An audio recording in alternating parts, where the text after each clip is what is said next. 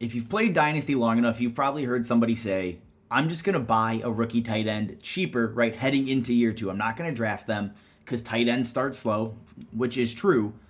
But the idea is that, because they started slow, people are just going to jump ship immediately. And I don't know, or I didn't know if that was the case. So I wanted to dig in and take a look. Do tight ends actually get cheaper heading into year two? We're going to look at DLF startup ADP as our marker system for value. Did they rise in startup ADP? Did they drop in startup ADP? And because of the data we have, we're only going back to 2014. We're going to look at guys that were taken in the first and second round of the NFL draft going back to 2014 and really piecing together, is that theory actually true? So let's dive in. We'll start with the guys taken in the first round. Since 2014, there have only been 8 rookie tight ends drafted in the first round. And they are Kyle Pitts, Noah Fant, TJ Hawkinson, Hayden Hurst, David Njoku, Evan Ingram, OJ Howard, and Eric Ebron all the way back in 2014. In totality, the average of all 8 players, their average rise or fall in ADP was 1.25. On average, tight ends from the first round fell 1 spot in startup ADP. Now, there are definitely players on this list that skew it one way or the other, right? If you want to look at the person who gained or lost most value, it's Hayden Hurst. Hayden Hurst falls 63 spots in ADP, and I think it's very obvious as to why. Mark Andrews was in the same draft class. Mark Andrews was the better pass catcher. Mark Andrews was just the better tight end. So naturally, we all saw the writing on the wall, and we got out. Hayden Hurst basically stopped existing for like 3 or 4 years in fantasy, and now he's found his way back. The other 3 guys that dropped in value, TJ Hawkinson, who fell 9 spots in startup ADP, which to me is, I kind of view that as a wash. OJ Howard, he falls 2 full rounds in ADP, right? He puts up an 8% target share. He only has 432 yards and just didn't look the part of superstar tight end that a lot of us expected coming out of Alabama. And then you have Eric Ebron, way back in 2014, falls 14 spots, so over a full round of startup ADP. And, it's an 11% target share, just over 537 yards. Just a very meh kind of season from Eric Ebron. But the point is here, right, of 3 of those 4 guys, I think the fantasy community nailed it. They dropped an ADP, and then they never turned into anything. Obviously TJ Hawkinson is finally becoming a star tight end for fantasy at least.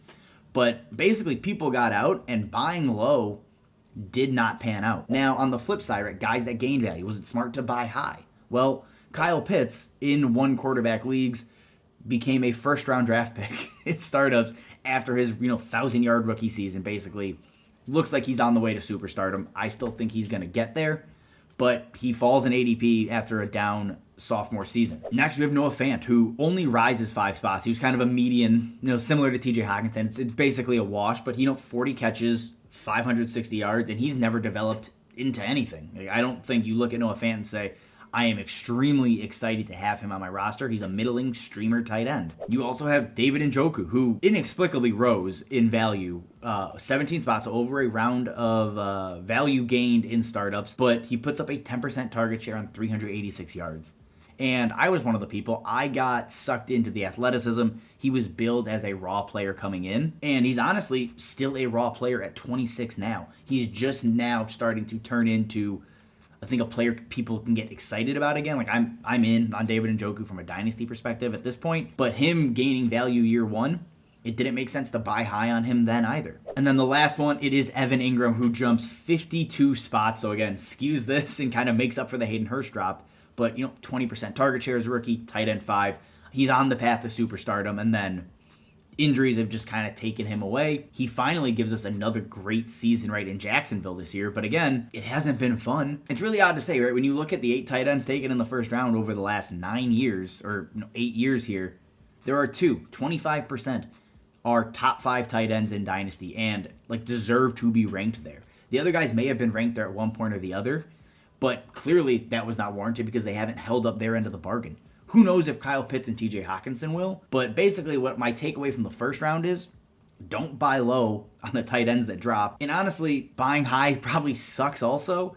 Unless it's like Brock Bowers coming out next, I'm just not all that excited about any of the tight ends. In reality, wait to find out who's good and then go and pay for it. I think that's probably the best move. Now, when we go ahead and look at guys taken in the second round, You're probably expecting a totally different story. Well, the average ADP rise or drop across these 14 guys in the last 9 years, it is minus 4.9 spots. So basically, it's a wash just like the first round tight ends. But when you start to dig into other players, you're going to notice a trend that basically the fantasy community, when we are out on a rookie tight end, do not buy low. Let's take a look at the group. So players that have lost value from this 14-person sample set, 6 guys. The most recent one, right, we go back to 2018. It's Mike Gesicki. Gesicki drops 36 spots in ADP from his rookie season. Now, would it have been smart to buy low on Mike Gesicki at that point? I don't think so. He's given us one top 10 points per game season, and it looks like basically his career is kind of toasted. So, no, it would not have been a smart idea to buy low on a tight end there. Gerald Everett drops 80 spots in startup ADP. He has never lived up to the billing. He's a great athlete, but just never developed for fantasy as far as any of us are concerned, right? He's never been a top 10 tight end in terms of points per game. So no, you shouldn't have bought low on Gerald Everett. Adam Shaheen with the Bears, that one hurts. He drops 20 spots in ADP, and he's just not a good player. So should you have bought low on Adam Shaheen? Absolutely not. You have Max Williams, right? Replacing Dennis Pitta in Baltimore.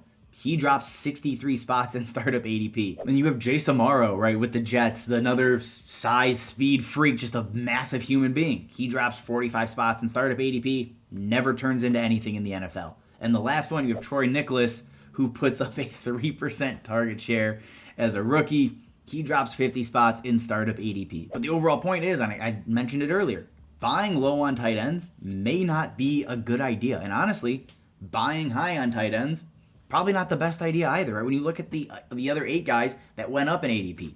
Trey McBride, who knows? Couldn't tell you what's going on there, if he's actually good. If he's not, he's interesting, but I'm not going to pay the premium. I'd rather just wait and find out. In 2021, you have Patrick Freiermuth. He jumps 56 spots. Now, Freiermuth the jury's out. I think he's going to be a very good tight end. Does he ever give you that top 5 upside, that difference-making upside? I don't think so. He'll just be passed around dynasty leagues hoping this is a season he has that monster breakout season. I think ultimately he is a top 10 guy perennially, and that absolutely has value. You don't have to stream, but buying high and paying the premium on Freiermuth probably won't end up paying off because you're not getting the next superstar tight end most likely. In 2020, right, you have Cole Kmet. He jumps 45 spots in ADP because Jimmy Graham's leaving. Jimmy Graham stays an extra season, extremely annoying, but Cole Kmet has not lived up to the hype either. He's not considered a top 10 tight end. If you were buying high on him then, you have lost value, right? You can continue down the list. Irv Smith, he goes up in value, never turns into anything really. You can look at Dallas Goedert. Now, Dallas Goedert is one great job buying high. Dallas Goedert has top 5 upside. He was just tight end 5 in points per game this season. But you continue down the list, right? Hunter Henry, couple of seasons, with and without Antonio Gates, the hype was apparent. He's never really lived up to the billing. He never hit that next level. A lot of people thought he could be like a Travis Kelce type. It did not materialize. And then the last one here, we have Austin Seferian-Jenkins. What could have been, but ultimately wasn't. So you look at this list of the 8 that rose in value. 2 of them would have been good, a smart bet. 25% again. Ultimately, buying high on tight end is just a bad bet after a rookie season. Buying low on tight end after their rookie season, it's just a bad bet. You're better off waiting and finding out who is good and then just paying the premium for known talent. If you're going to be burning assets trying to chase the next star tight end, you're probably going to come up empty. All right, guys, that is all I have for you. Again, if you think these types of videos are useful, we're going to be doing a bunch more of this, call it like a Mythbusters series, although we didn't really bust a myth. I think it's technically, they're cheaper. You're just kind of an idiot if you go and buy them for cheap. All right, guys, that's all I have for you. If you like what we're doing, subscribe, like the video, questions, comments, drop them down below. As always, thank you guys for watching, and we will see you next time.